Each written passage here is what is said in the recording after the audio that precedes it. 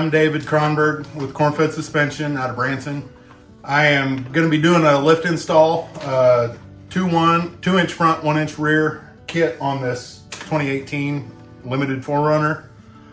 One of the things that I'm going to be doing, I'm going to be going kind of line item by line item through the install instructions so that hopefully y'all can get a visual of the different steps of the install process. One of the other things that we like about the way our instructions are laid out is they don't require any specialty tools, coil compressors, etc. It's all utilizing jack stands, floor jacks, and ordinary hand tools to complete the install in a safe manner. But we already have this 4Runner set up on jack stands, front wheels off.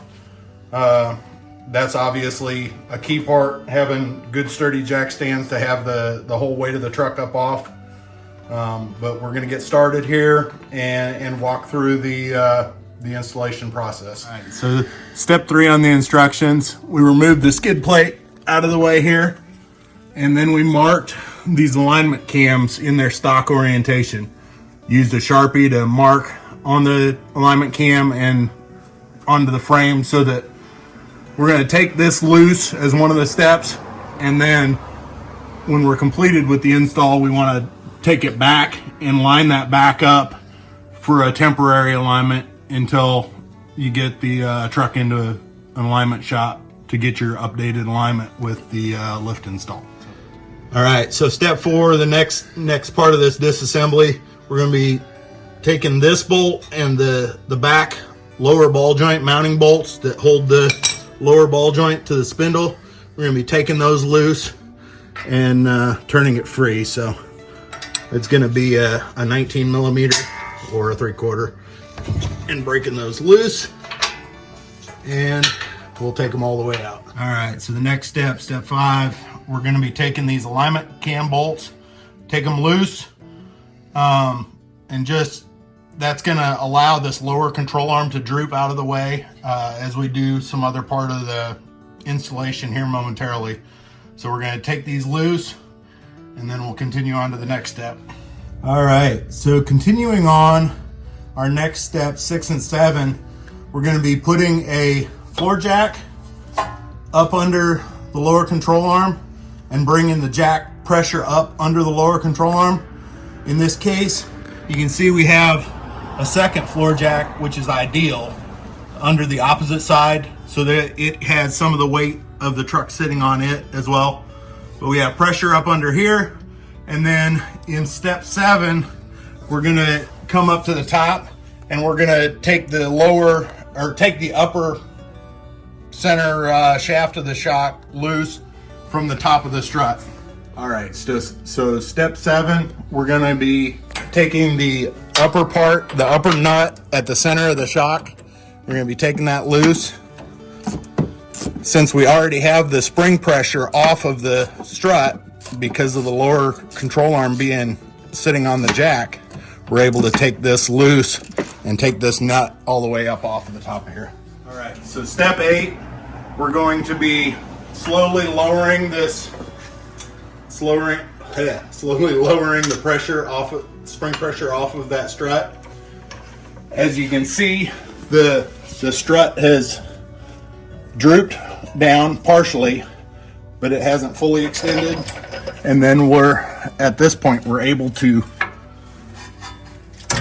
lower the strut out. It's still binding down here on these lower control arms, but we're able to take that pressure off. All right, so steps 9 and 10, we're going to be coming in here, taking loose this lower shock bolt and taking it loose out of here. The jack, then this lower control arm can drop out. We can remove this upper rubber isolator, set that to side because it's not going to be reused. And then our next step is the preload spacer. Has notches similar to the factory rubber isolator, and that part is gonna go right up in here at the top of the strut. All right, So our next couple of steps, we're going to be going over steps 11 down through 14. We installed the preload spacer, oriented in at the top of the strut, same as the factory rubber isolator that came out. And then we brought the strut with the center stud. You can see it just barely peeking out the top here. We brought that back up into place against the preload spacer, and then in place in the lower control arm pocket here, and have the jack back underneath. At that point, we're going to go ahead and start bringing pressure up on this. And then as you can see, this strut center shaft pushed up through here. And then we can just drop the upper control arm bushing back on the washer and get that nut started onto the top of the strut. So we got that nut started back on the strut. We're going to go ahead and bring a little bit more spring pressure up on that. And then we're going to tighten this all the way up. So as you're tightening this upper nut here, it will actually meet a collar where you'll notice a distinct stopping point. So you'll go ahead and just tighten on that. And as it tightens on up, you'll reach that stopping point. All right, so we're going to be continuing on with step 16 and 17 in our instructions. We're going to be coming up here at the top of the strut. We're going to be taking these 3 bolts that hold the strut to the frame mount. We're going to take those loose. We're going to lower the strut again, and we're going to install the top out spacer at the top of the strut between the strut and this frame mount, and then we're going to be bolting it all back together. All right, so we have the jack and the lower control arm lowered back down, have the strut droop down, and now we're going to add our add our top out spacer onto the 3 studs of the strut, if it'll drop into place, and then we'll go right back up with it. All right, so we have our strut back up in place, but instead of using these factory nuts that have this tall extra shoulder on it, we're going to use these flat, low profile flange nuts to mount the top of the strut back into place. All right, so our next step up, we're back to step 18. We're going to be reinstalling the lower strut bolt where it mounts through the lower control arm here.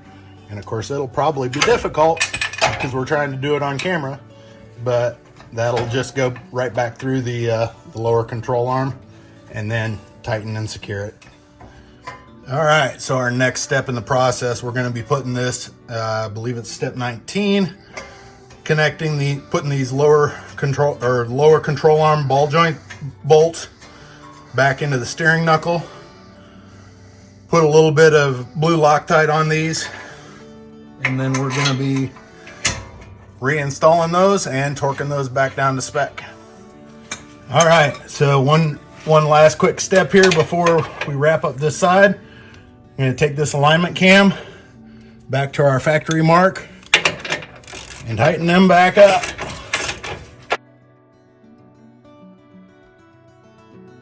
We're going to be installing the Cornfed Suspension 1-inch rear on the back of this 4Runner.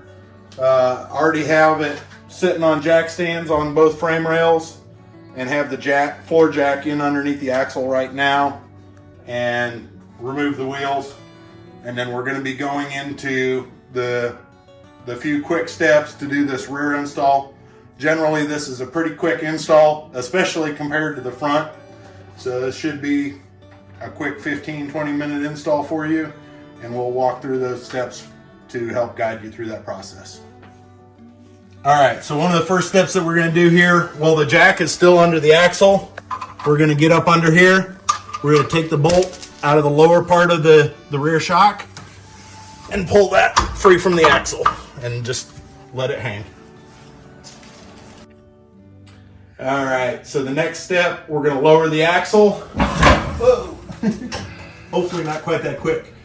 And then our next step that we're going to do is we're going to disconnect the sway bar bolts from the axle. It'll be 2 bolts here, and then 2 bolts around on the other side. All right, so the next step, we have the axle hung here, and it's not held up by the jack or anything, but it does still kind of hang with some pressure. So if you have a friend to give you a hand to push down on the axle and pull the spring and the bump stop out, and then we'll be mounting the new spacer onto the top of the bump stop and securing it with a lag bolt. All right, so continuing, once we have the rear spacer mounted on with the lag bolt, put it back together with the coil and back up in here and put some pressure down on the axle and get the spring back into that axle perch. All right, so once we have both side rear spacers in, I'm gonna come back under here, bring the jack back up, bring all the weight of the truck back up under the rear axle. And then we're gonna reinstall the sway bar mounts on the axle and the bottom mounts of the rear shocks. All right, well, that's David from Cornfed Suspension. Got this lift wrapped up. Unfortunately, we ran out of daylight, so you get the garage shot, but we did a 2-inch front, 1-inch rear on this X-Rayus Limited 4Runner. Looks great.